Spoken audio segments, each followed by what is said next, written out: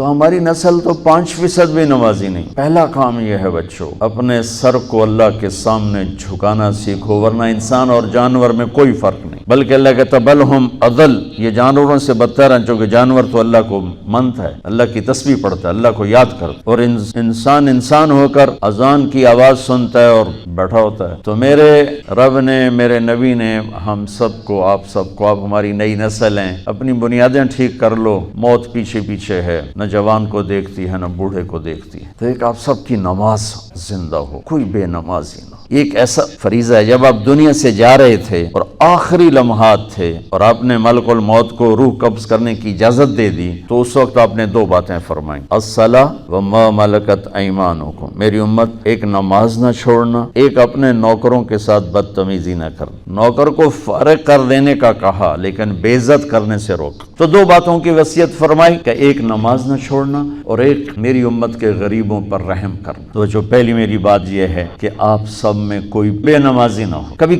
چھوٹ جائے قضا پڑھ لو، چھوٹ جائے قضا پڑھ